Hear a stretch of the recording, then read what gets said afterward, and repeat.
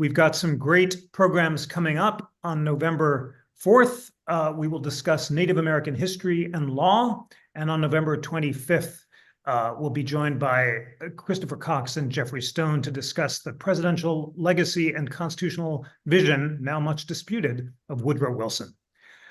And now it is great to introduce our panel and an honor to convene two of America's leading experts on the Electoral College to discuss this crucial issue just days before the presidential election.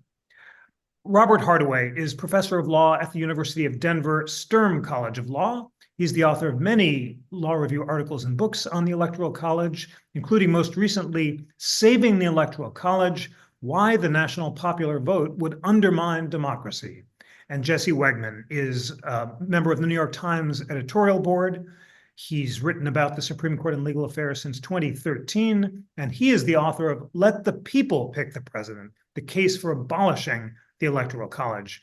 Thank you so much for joining, Robert Hardaway and Jesse Wegman. Let's begin with the important question that both of you have written books on taking opposite positions.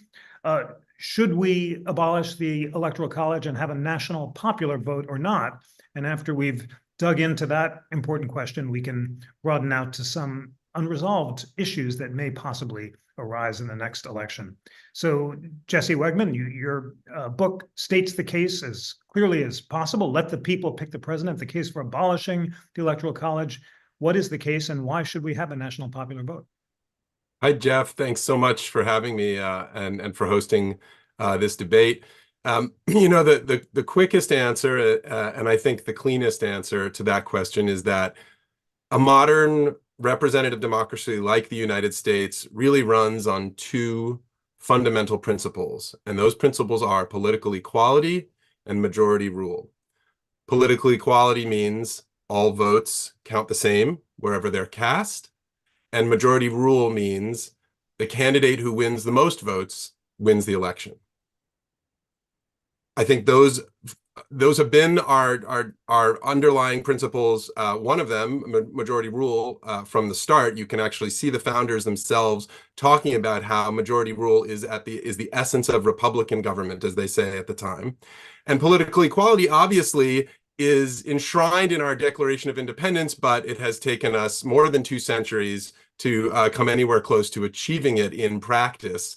Obviously, starting with the slavery that was literally written into the Constitution of the founding and going up through the 1960s when the Civil Rights Act and the Voting Rights Act finally made real the promises of the Reconstruction Amendments.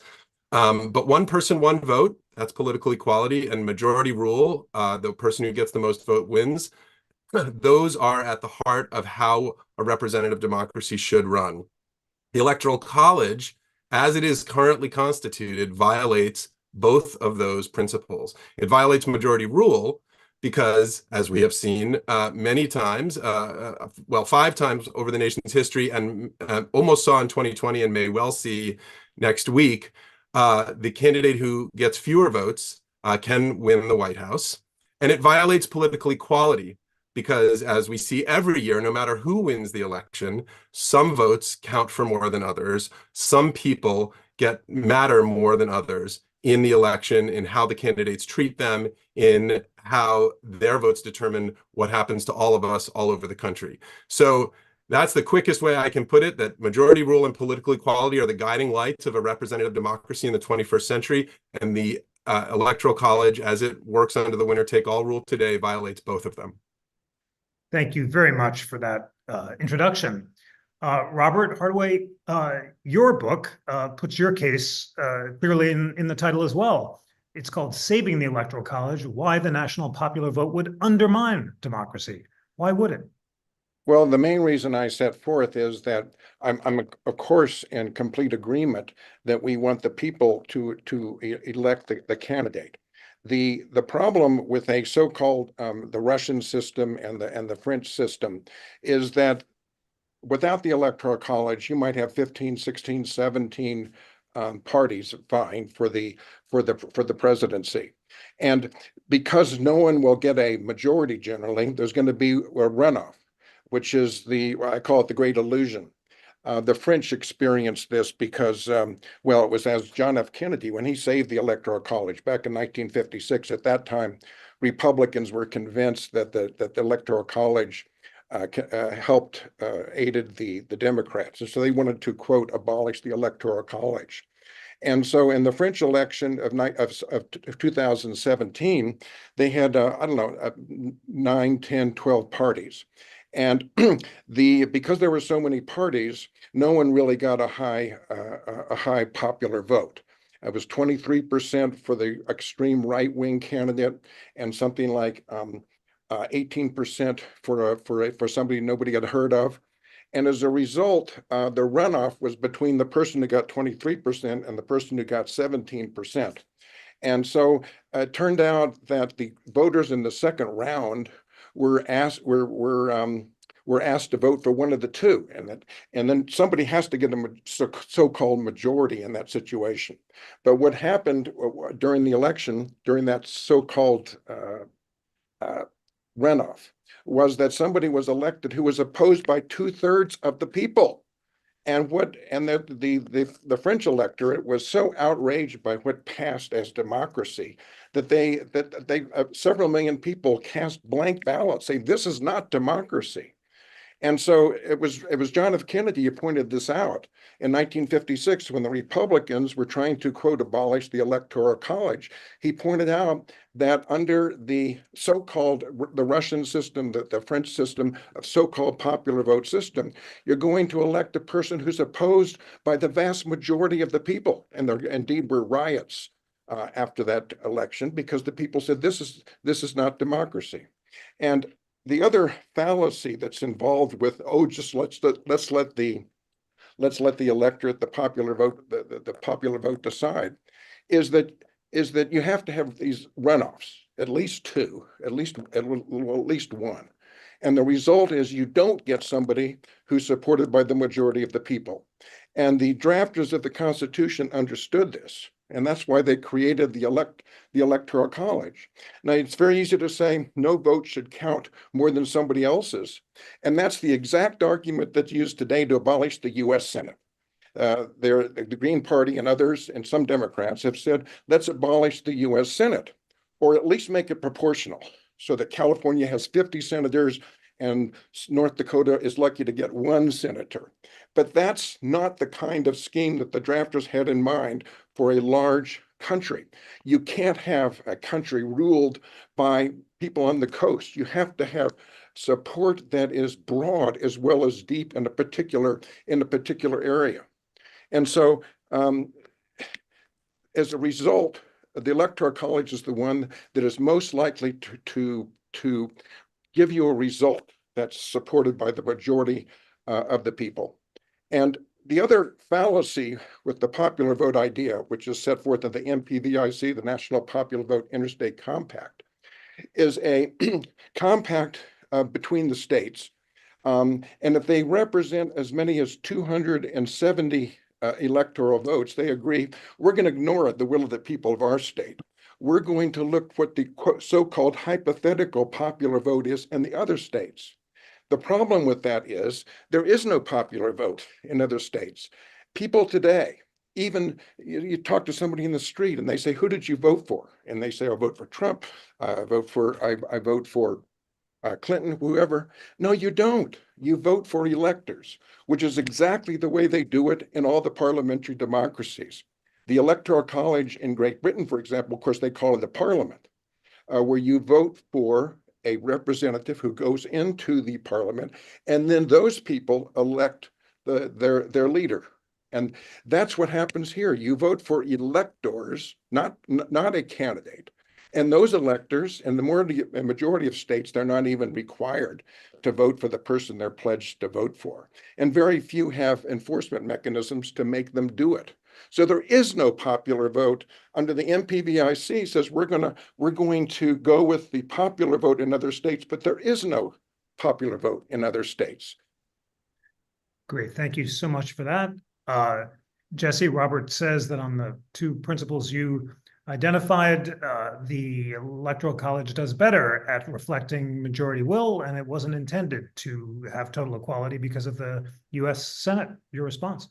There's a lot there that Robert just said, and I'll try to respond to as much as I can in a short amount of time. I mean, first of all, with regard to plurality winners, which Robert was expressing as a concern, you know, we have apparently the American people have no problem with plurality winners today. 1/3 of the presidents who have been elected in American history have won with less than 50% of the vote. And as we are talking about here today, 5 of those winners didn't just win less than a majority, they won less than their opponent, and they still became president. So if the American people can survive that, and if the American experiment can survive that, I think it can survive plurality winners under a national popular vote. Now, to the extent that you are concerned about a plurality winner who wins a lower percentage of the vote, say under 40%, you know, there are ways to deal with that. We have ranked choice voting, which helps to more accurately assess the wishes of the electorate and get to a majority level of support for whichever ends up being the winning candidate. Ranked choice voting has been implemented at state and local levels all over the country with great success. People like it. It actually elects leaders who end up representing a majority of their constituents. But the, you know, ranked choice voting is not going to save us this year or in the immediate future. So I think really it just suffices to say that the system that we have right now already permits plurality winners to become president and minority winners to become president. And I think that, to me, is a much greater offense to the Constitution and to the concepts of majority rule and political equality than anything that might happen under a popular vote. Thanks so much for that. Robert, your response to the idea that ranked choice voting might more accurately assess voter preferences, and on balance, the Electoral College is less likely to reflect majority will than the alternatives. They have not worked very well. Let's say you have 17 candidates that are on the ballot. Can I I'm sorry to interrupt here. I apologize, but you've used this example now twice of 17 parties, and I think that's just a bit of it's a red herring. Let's just say 4. We're not going to have 17 parties. We might have. You might have more parties, and I'm an advocate for more parties. I think a 2-party system has done a lot of damage, and we're watching the damage it does to the country right now. But even if you have 3 or 4 parties, maybe even 5 parties, you're still going to have, fundamentally, because of the nature of how politics works, political thermodynamics in this country, you're going to have a 2-party presidential contest. That's what we have right now. That's what we'll have in the future, even under a popular vote. That's because we have an electoral college that we've narrowed it down to. No, it's because we have first past the post elections in the presidential election. All right, let's just say that we only have 4 or 5. Let's say we have 4 or 5. And let's say one is the Democrat, one is the Republican, and there's 3 others. But it's a close call between the first and the second. Are you really going to vote if you want the Democrat to win? Are you really going to vote for the second as the second most qualified? No, you're going to vote for that person as last, because that's the one that is the most competitive with the one who you want to win. So you're not going to rank them. And when you have a lot of candidates, you really don't. It's all you can ask a voter to know the background of 2 and not 4 or 5. And believe me, you would have 4 or 5. We already have minority candidates, the Robert Kennedy, so forth. We've had. But that's how ranked choice voting works. Yes, but you don't. What happens with every place it's tried, it hasn't worked. So you would prefer that. That's not true. I mean, that's just not true. Ranked choice voting is currently in use all over the country with success. It is absolutely working. It is electing leaders who represent a majority of their constituents, which is exactly what a representative democracy is supposed to do. If you were to try something like that, the arguments that Jesse makes for abolishing the Electoral College, the arguments he makes are exactly the arguments that people make for abolishing the whole U.S. Senate, because it's not one person, one vote. All right, let's talk. Well, Jeff, do we want to talk about the Senate? The person in California. One at a time, please. We can talk about the Senate. I'm happy to talk about the Senate. I know this is it's somewhat of a corollary point, but if we want to talk about political equality in the Senate, I'm happy to do that. Right. Well, and people have advocated that we give 50 senators to California, one for North Dakota, and this would hold the country together. I understand that argument, and many Democrats have made that argument. But there's a problem with that. And the problem is the last sentence of Article 5, which says that if you wanted to do away with the one state, one vote, as opposed to the one person, one vote, that's the only provision in the entire Constitution which cannot be amended. You'd have to have every state agree. And of course, the Electoral College is based on a little bit of extra that the constitutional framers gave to the small states. Because a small state has a low population, still gets 2 senators, and still gets 2 electoral votes. So you can abolish the Electoral College. But as John F. Kennedy said, when you start messing with one part of our constitutional system, you have to change the whole thing. If you want to abolish the Electoral College, you're going to have to abolish the U.S. Senate. You can't just take one part of it. It is a grand compromise that was conceived by the drafters of the Constitution, because we came very close to not having a constitution that melded all these disparate colonies that were forming their own proto-countries into one country. And that was the solution. And without that, we'd be like South America. We'd have 8 or 9 different countries. We managed to put them all together because at the last minute, Benjamin Franklin said, let's do both. Let's have a legislature, which is based on population, a Senate, which is based on one person, one vote. And I'm sure Jesse's made the point that that's not fair. The Constitution isn't fair when it allows somebody in South Dakota to have greater voting power in the legislature than somebody in California. But that's what brought the country together. And without that, we wouldn't have one country.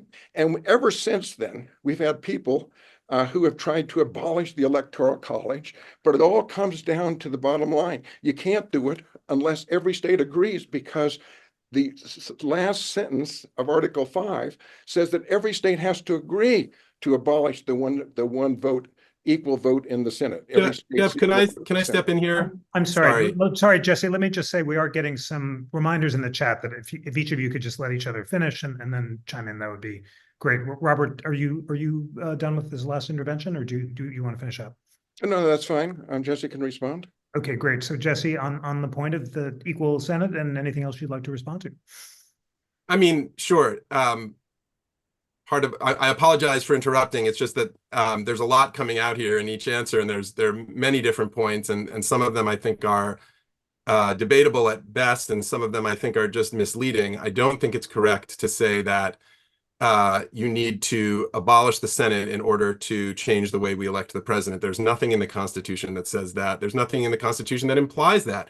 Robert's right that the Senate makes, I'm sorry, that the Constitution effectively makes the Senate unamendable. I think there's a lot of problems with equal state provision in the Constitution.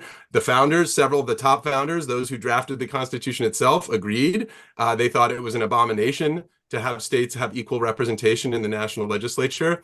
But, you know, they lost that fight. They lost that fight because, as Robert correctly says, in part, the smaller states and the southern states, the slave-owning states, threatened to walk if they didn't get their equal representation in Congress. They threatened to walk several times throughout the summer. Were they bluffing? Were they not bluffing? We can never be sure, because the northern states and the larger states folded, and they agreed, they accepted, they knew that there was a lot of pressure. You know, we're just coming out of a Revolutionary War. Finances are in shambles. There's a huge amount of pressure to get a new government underway, replace the Articles of Confederation, and get the country running again. The Electoral College was not part of that grand compromise. In fact, the Electoral College was a last-minute addition at the very end of the convention that was agreed upon by a committee. It was a somewhat of an informal committee called the Committee of Unfinished Parts, which met in a side room of the convention hall in mid-September, days before the Constitution was finished and signed and sent off to the states for ratification. And this small group of men basically scrambled to write something that everyone could agree to quickly and that was not opposed by enough people to make it a non-starter. All the other proposals throughout the summer had been rejected, right? For a congressional choice of the president, direct popular election, which was promoted by James Wilson and James Madison, selection by the state legislatures. All of these were rejected. And the one that was finally accepted, what we today call the Electoral College, was accepted because it was the least bad of all the other options. James Madison, later in his life, admitted that this was not a great design. They saw it start to fall apart within a decade of the country's birth. And he said, we basically did this, I'm paraphrasing here, but he said we were rushing. We were rushing at the end, and the final product was the result of that rushing. It was not as well conceived as it might have been. So I think the idea that the Electoral College is in any way central to the founders' design of the country is just flat wrong on the history. But even if it were right, I would say it only matters insofar as we think we should be bound by things that were decided 240 years ago. So I think absolutely we can make the case that it is good or that it's not, but whether or not, it was adopted at the founding is only one part of that consideration. Thank you so much. Robert, your response, including thoughts about how founding era history supports your argument.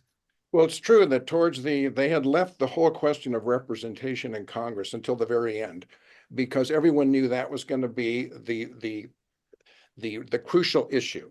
And even George Washington said, "I regret having even participated there. We're never going to get an agreement between the small states and the large states." The large states wanted to predominate the country, so they insisted that representation in Congress be based on population. The small states, well, fine, form your own country. And they were. New York and Pennsylvania was setting up tariffs. We were dividing into these kind of proto-states.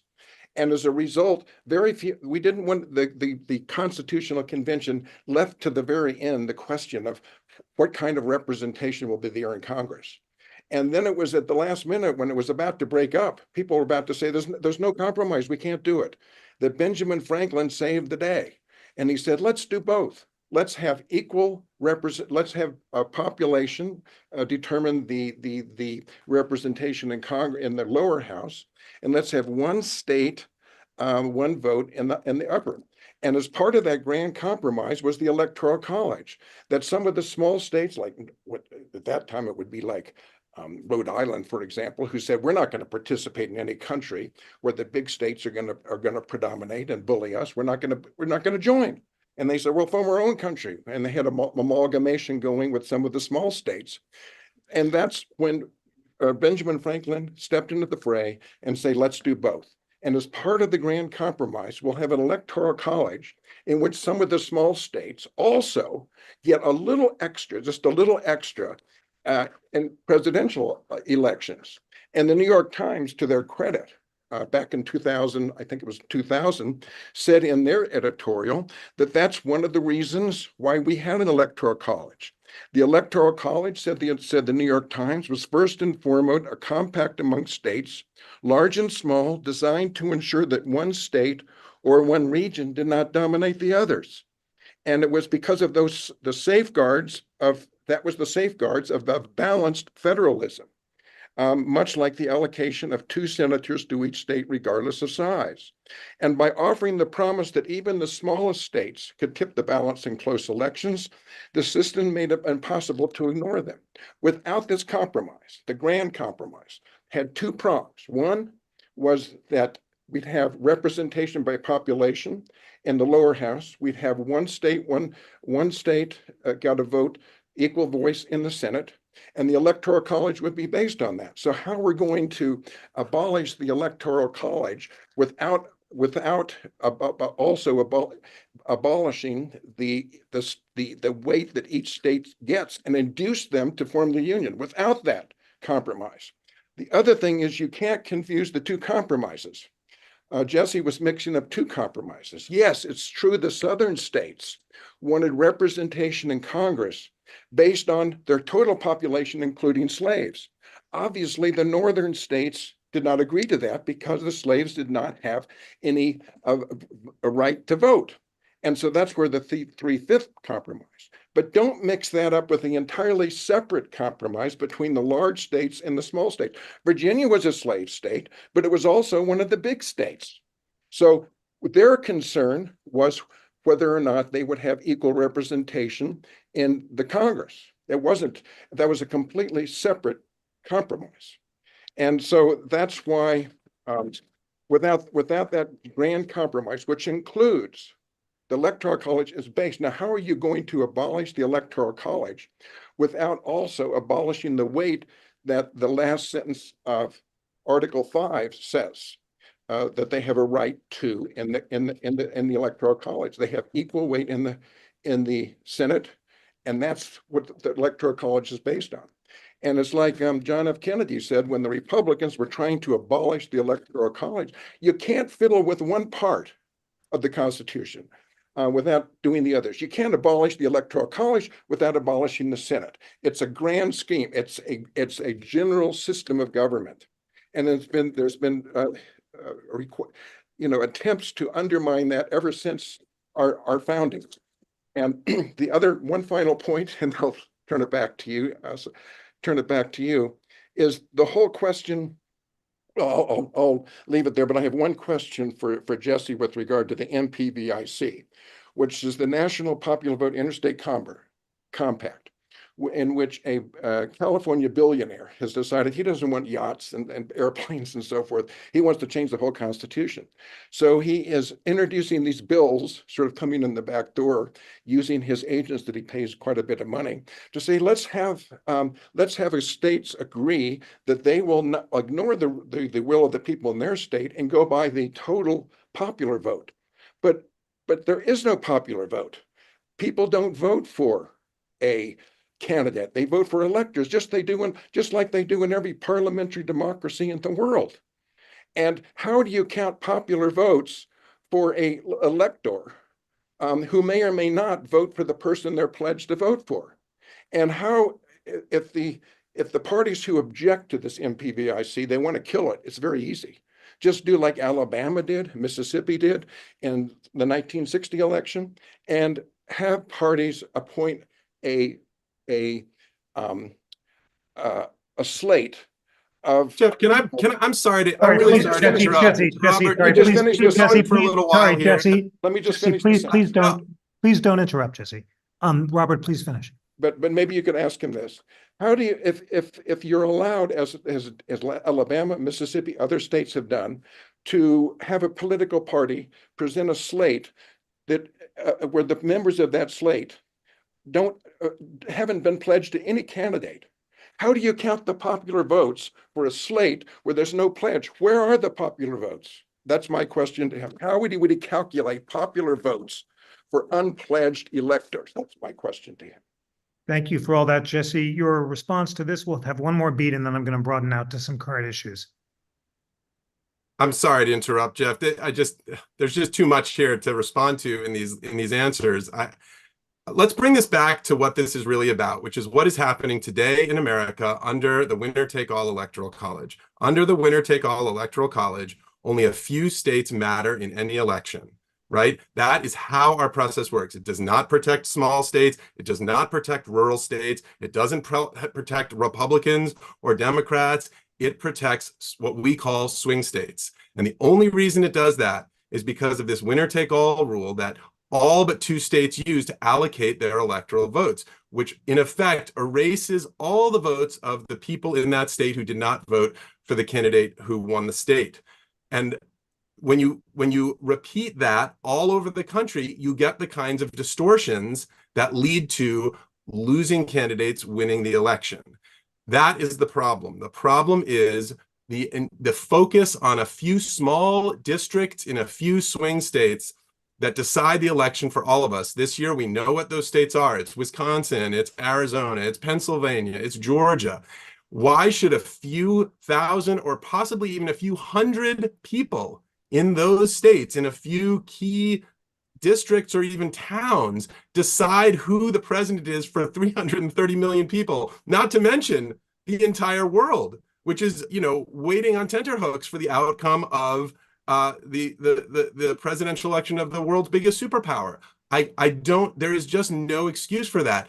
As for this argument that Robert has been making about people don't vote for presidents, they vote for electors. I mean, forgive me, but this is nonsense. Of course people vote for president. Yes, technically it is the electors who cast the ballot, but all the states now use the short ballot. They use the short form ballot. They vote for Kamala Harris and Tim Walz or for Donald Trump and J.D. Vance. They're not voting for those electors. They don't see, except in one or two cases, they don't even see the electors' names on the ballot. And yes, while it's true that in some states electors could, in theory, go against what the popular vote in their state told them to do, they virtually never do it. Throughout American history, it's almost never done for an obvious and simple reason, which is that electors want to vote for their candidate. They're chosen because they're party, loyalists. That's why Democrats choose the electors they choose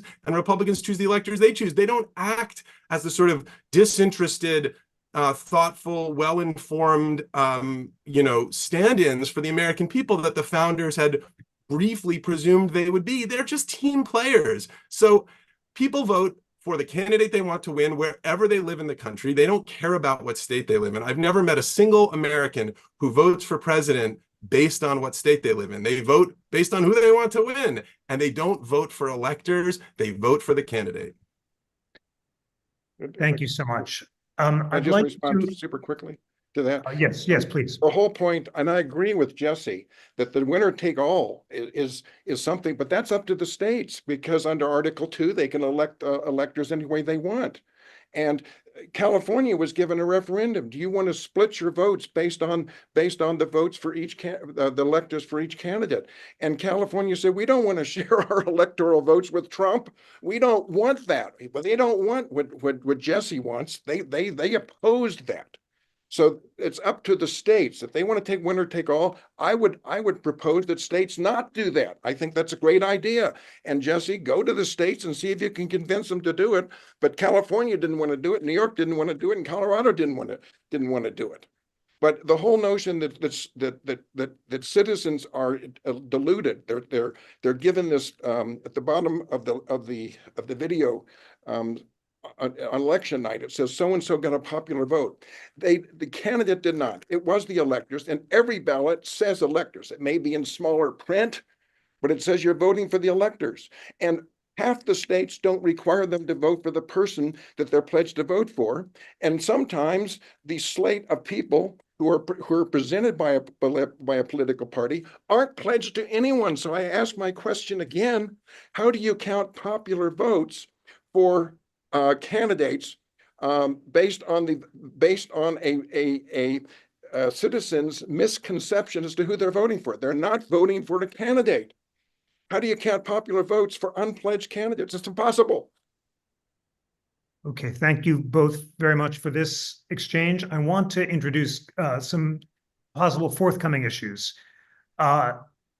In the Wall Street Journal on October 25th, Cass Sunstein wrote a piece on January 6th, will Vice President Harris certify the election?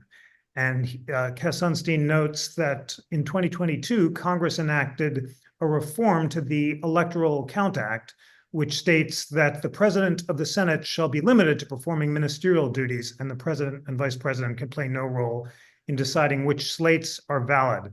Cass Sunstein argues the good news is that the Constitution grants Congress the power to make all laws which are necessary and proper for carrying into execution all the powers the Constitution vests in the national government, and therefore Cass Sunstein argues that the Electoral Count Act reforms are consistent with the Constitutional and will reduce the possibility of partisan intervention. Jesse Wegman, do you agree with Cass Sunstein or not? And do you feel that the Electoral Count Act reforms will avoid a repeat of what happened last January 6th? I think the reforms that passed in 2022 with bipartisan majority in Congress do go a long way toward responding to what Donald Trump and his allies tried to do in 2020. Obviously, as with all laws, you're fighting the last battle, and we can't know for sure what exactly is going to happen this year. Trump and his allies have already floated lots of ideas about ways in which they will attempt to interfere with or slow down or object to outcomes that they're not happy with. Whether those will be addressed precisely by the Electoral Count Reform Act, I think is anyone's guess. But I do think those were important reforms, particularly making clear that the vice president's role is ministerial alone, and also increasing the threshold for objections in Congress. If you recall, on January 6th in 2021, it only took one senator and one member of the House of Representatives to object to stop the count completely, to stop the certification of the count completely, and go into go into debate for 2 hours. They started with Arizona. Ted Cruz, Josh Hawley, people who certainly know the Constitution better than I think most members of Congress, jumped all over that. They exploited that low threshold, and they stalled what was going on in Congress, which should have just, it should have just been a ratification of what happened in the states, where there was no contestation of the certification of any vote in any state. But now with the new law, it takes 1/5 of each house of Congress to object, and the grounds for objections have been limited dramatically. So I think that's a really good reform. Congress clearly has the authority to pass it, and I hope that it does limit the opportunity for chaos and interference in this election. Thank you so much for that. Robert, some scholars, including Jack Bierman and Gary Lawson, have argued that the Electoral Count Act and its reforms are unconstitutional because the Constitution allows no role for Congress in this process and gives plenary authority to the states. Do you agree or disagree that the Electoral Count Act reforms are consistent with the Constitution? And if not, why not? I think Jesse and I agree that the one critical element of that act is that it's purely ceremonial. It's like the inauguration.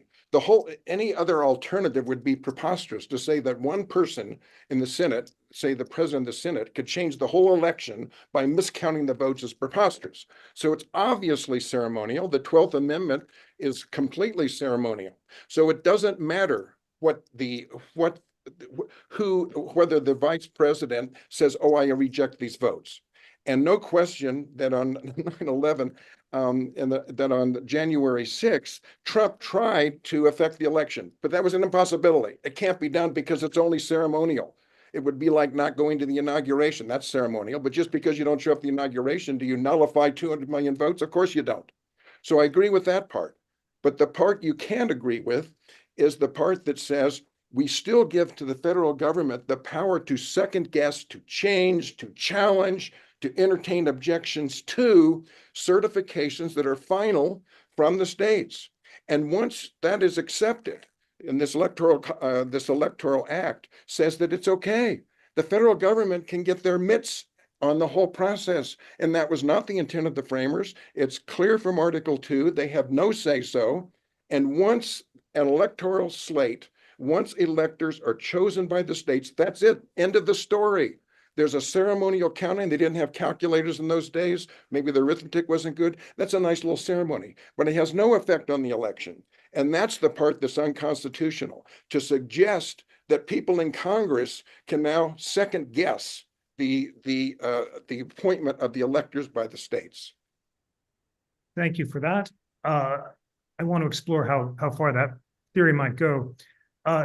Jesse Wegman, Politico, reported recently that President Trump has plans to, after the election, deepen distrust in the election results, lean on friendly county and state officials to resist certifying election results, call on allies in GOP-controlled swing state legislatures to appoint alternative presidential electors, rely on congressional Republicans to endorse these alternative electors, and try to ensure that Vice President Harris is denied a majority of electoral votes. If that scenario comes to pass, and if state governors refuse to certify election results and for Harris and instead certify them for Trump, would that be consistent with the Constitution or not? I mean, this is why we have courts, right, is to resolve disputes based on evidence and fact. And as we saw in 2020, these aren't just Donald Trump's plans for 2024. This is what Donald Trump has been doing since he entered national politics, is attempting to game the system in his favor. He and his allies brought, I think, over 60 lawsuits challenging various vote counts, voters back in 2020 and 2021. They lost all of those cases, but for one small victory that got overturned on appeal anyway. So Trump is essentially repeating the playbook, but with more, I think he has more pliant allies in the states now. There were a lot of Republican officials who pushed back against him in the states back in 2020 and 2021, most famously Brad Raffensperger, Secretary of State of Georgia, who refused to, quote unquote, find Donald Trump 11,780 votes so that he could win Georgia's 16 electors. Right now, Brad Raffensperger, thankfully, is still in office, but a lot of people who were in office in 2020 and 2021 have either lost re-election or left because out of fear for their families and their own lives. And they've been replaced by people who might be much more willing to intervene. We've already seen this year where election officials at the local level in some states have refused to certify vote counts. For one thing, as Robert said about the Congress, this is not a discretionary act. The state laws in the states that really matter here, those swing states, are very clear that these are non-discretionary acts. They must certify the vote when the vote is finalized.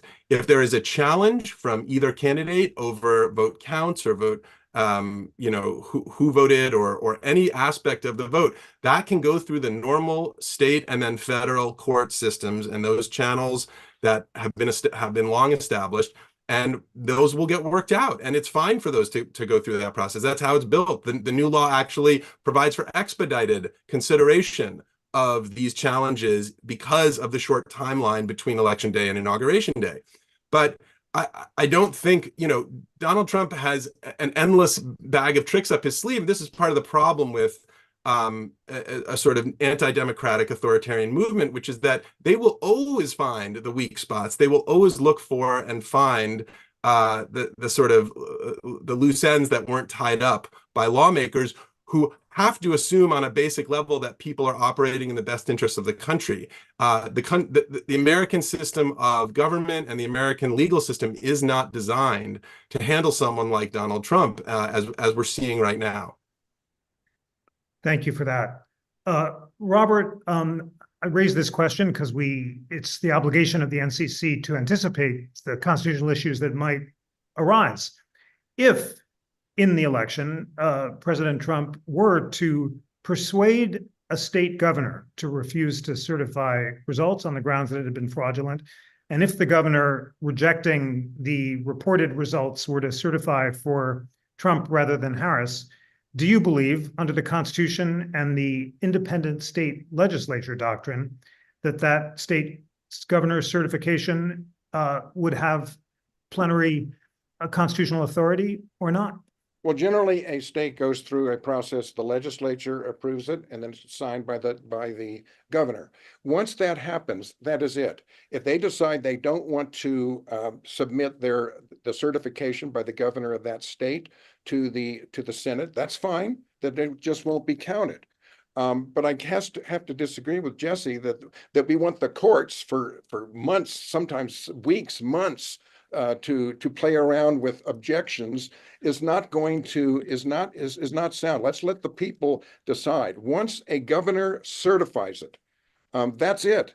Analogize it to a football game. I mean, if a referee makes a mistake, the video replay shows he made a mistake. You don't say, we're not going to have the Super Bowl, we're going to play the game over. Once the game is over, it is over. And you can spend the next 3 years with court cases suing people who may have done something fraudulent. But the election is over. The election is over once the governor of a state, as the final process of the legislative process of each state, signs it and submits it. End of story. That will prevent all the January 6th catastrophes that are potentially going to come into play. Once we accept Article 2, that it's entirely up to the states, the courts don't have any play in this, The Senate certainly does not have any play in it. And once it's certified, the election is over. That's what Article 2 says. And to say, oh, we're going to let courts debate this for the next year or so, that is not a democratic result at all. Thank you so much for that. Jesse, I hear Robert saying that if a state governor were to certify a result, even if it rejected the reported results in the state, it would be conclusive and neither states nor Congress could second guess it. That does sound like a version of the independent state legislature doctrine that the US Supreme Court rejected in Moore v. Harper, although 3 justices accepted it. Is that your sense? And tell us what the US Supreme Court might do if it were faced with this scenario. I can't say what the court is going to do. Obviously, that case, Moore v. Harper, was about districting and not about this process. So we can't be sure. I do think, given that it was a 6-3 ruling, you would be likely to see the independent state legislature doctrine also rejected, at least by a 5-4 decision by this court. I do think that there are, the Constitution is the floor, and this Constitution is supreme over the states. And so the federal government, the federal courts, including the Supreme Court, will have the final say over any constitutional violations that occur in the process of counting and certifying votes. I don't think we're going to see that particular scenario this year. I think all the governors of the swing states are Democrats, but it's possible. And I mean, to me, this gets a little bit in the weeds, I think, because I think the fundamental problem here with the Electoral College is what most people understand it to be, which is that it violates these basic principles of majority rule and political equality. Just to separate out the presidential election for one moment, Robert has talked about federalism and the importance of protecting states' interests. The states' interests are protected throughout our system of government. We have states. We have the Senate, as he's pointed out, which is effectively unamendable. We have governors. We have state legislatures. We have the House of Representatives, which gives I think a distorted number of representatives to each member because the House of Representatives is too small and therefore can't properly, represent the number of people in the country. But the states are protected at all of those levels. Their interests are protected at every level of government. We have only one office in this entire country, one elected office, whose job it is to serve all Americans equally, no matter where they live. That's the presidency. And therefore, the president should be elected in that manner by the jurisdiction over which he or she presides, which is how every other election in this country is run. And so when the president is not elected in that way, but is instead incentivized to focus only on these few states, you get a president effectively of the battleground states, not of the whole country. We see this play out. This isn't just theory. We see it play out in how presidents and presidential candidates respond to what happens on the ground. You've been watching this in real time for the last 6 or 8 weeks with the natural disasters that happened in North Carolina. And the stories that have come out about how Donald Trump, when he was president, actually denied or attempted to deny disaster relief to California because it was a Democratic majority state. He literally said this to his own aides. He said, I'm not going to send them money. They're not going to elect me anyway. So we see it has real effects for people on the ground when they live in a state that, could piss off the president. And so I really think these are the life and death, the real life consequences of having an election that is targeted at a very small number of people, allowing the presidents of both parties to essentially ignore people, hundreds of millions of Americans all over the country. Thank you so much for that. Robert, your response to Jesse's argument that under the Electoral College, you get a president of the battleground states. And do you think the Electoral College is better at resolving contested elections than the alternative? Well, in the 1960 election, for example, we had electoral college. Kennedy won the electoral vote. We knew it that night. If we had had a popular vote, it was so close that people have estimated it would have taken 7 or 8 months to have recounts in 42,000 places. That's not a good idea, especially in the middle of a Cold War, to not know who the president is for 7 months. That's one of the beauties of the Electoral College, and we remember nostalgically in the days back in 1960 when we knew the night of the election who was going to win. It's not a question of protecting states. That's not the issue. What's at issue is the Constitution of the United States, which says under Article 2, when the state is certified, if they have a governor, the states are entitled to say, we don't need the signature of the governor. That's their procedure. The Article 2 doesn't specify that. But in most states, when you pass legislation or you appoint electors, then generally it's the governor who certifies it. If they don't want to submit their certified votes to the Senate, that's up to state. But I can't imagine any state doing that. And the whole notion that battleground states, that goes back to Jesse's point. Well, I don't like the winner take all. I don't like it. Well, if he doesn't like it, go to those states and tell them you don't like it. Get them to change it. Back in California said, we don't want to change it. We don't want it proportional. So that's up to the states. Under Article 2, it's up to the states. And once they go through their process of appointing the electors, game over. And people can bring their lawsuits against people who allegedly defrauded. That can go on for years, but it does not change the outcome of the election. And any other solution, you're just begging for another January 6th catastrophe. Jesse, on this crucial point about whether the Electoral College is better at resolving these disputes than the alternative, is it right that giving states plenary authority to decide who won is the best way, or would a national popular vote resolve those disputes more effectively? Well, just to give the counterexample to what Robert just offered, I think about 1960, in 2000, we knew who had won more votes nationwide on election night. It was Al Gore. It was 30-something days before the Electoral College disputes were resolved in favor of his opponent, George W. Bush. In 2020, just 4 years ago, we knew on election night that Joe Biden had won significantly more votes than Donald Trump. It ended up being a margin of 7 million. And yet we waited days to find out the final count in Pennsylvania and Georgia and Arizona. The Electoral College as it runs today is not allowing us to somehow resolve these disputes more quickly and more easily. If it matters to you, in fact, that we have a result on election night, which, is mostly an artifact of the TV age. Before that, people were okay with waiting days, sometimes weeks, for election results to be tabulated and then distributed in the news. So, I know we live in the 21st century and people expect quick answers. The quick answer almost always comes, the quickest answer almost always comes from the national popular vote. I just want to respond. I'm seeing comments in the thread about or questions regarding wouldn't big states just dominate an election? And if I could just briefly explain why that isn't the case.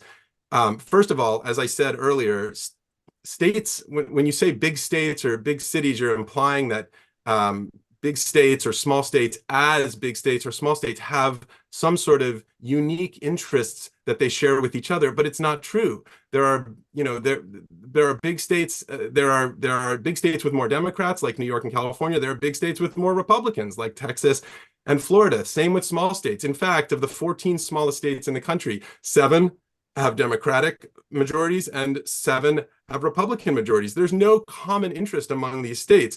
And in fact, the bigger states, even if you were to group them together, don't come anywhere near dominating a national election.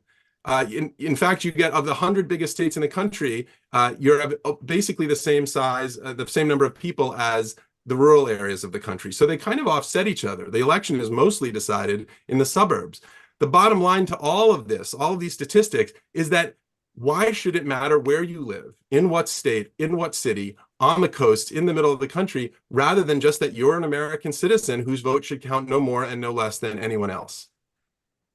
Thank you so much for that. Robert, we're going to wrap up in a moment with closing statements. Before that, your final thoughts about the issue of big states versus small states and contested elections and anything else. Well, again, Jesse keeps going back to the some kind of popular vote in one state or another. And of course, there is no popular vote. We do it exactly like they do it in England. In England, 35% of the voters voted for Labour. But yet when they went into the parliament, they were allowed to elect the leader. And no one said that parliament is undemocratic. We have to abolish 1,000 years of democratic history because the hypothetical popular vote, 35% hypothetically voted for electors. They call them members of parliament, of course. So, and so he keeps going back to, well, people think they're voting for a candidate, and we're going to somehow read the minds of people. And if that elector votes for someone else or is unpledged, we're going to guess what it is. And that's how he comes up with this hypothetical popular vote. There is no popular vote. And it's up to states. The reason we have these battleground states is because states like California say, we're not going to share. We don't want to give 40% of our electors to Trump. So we don't want to share. We want to give everything to the Democratic. And that's fine. That's up under Article 2. That's their choice. But you need to go to the states if you have a problem with that. If you don't like there being big states that can turn the election, the so-called swing state, go to them. Convince them not to use that system, with the winner takes all system. But the Constitution says they can do it any way they want. Article 2 says it's up to the states. And once they certify it, whatever their certification process, the election is over. You don't need 2 years of lawsuits while everybody is in limbo. Who's going to be the president? You don't need that. You'll be plenty of time to sue the malefactors after the event. Thank you so much for that. It's time for closing statements in this vigorous and illuminating discussion.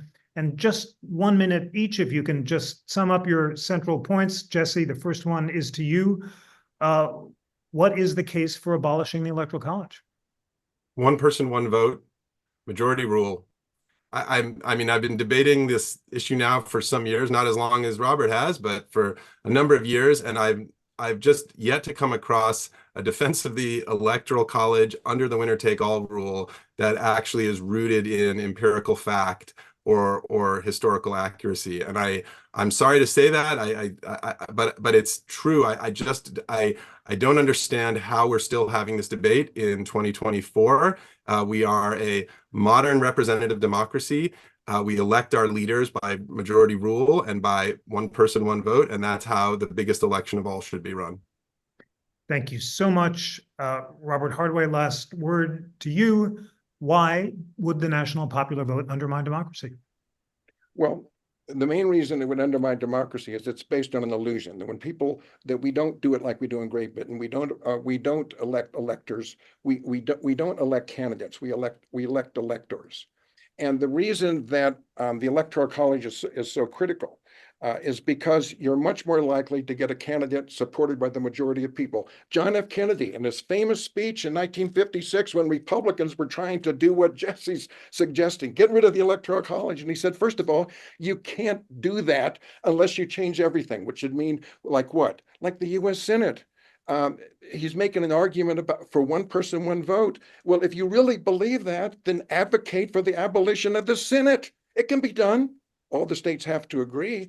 But if his argument holds sway, every state should say, yeah, that we don't want a system where it's not one person, one vote. So let's abolish the Senate. And that's why I say the way that we get a winner who's supported by the majority of the people is through the Electoral College. If you do it through this popular vote system, you get the result that you got in Russia. I didn't go through all that. The Russian system, plebiscite system, you don't get a winner supported by the majority of people, and that's the problem with it.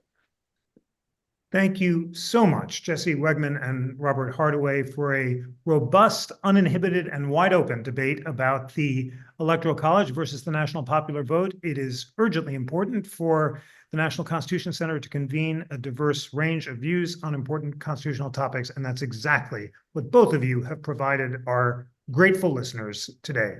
Jesse, Robert, thank you so much for joining. And thank you, Jeff. Thank you.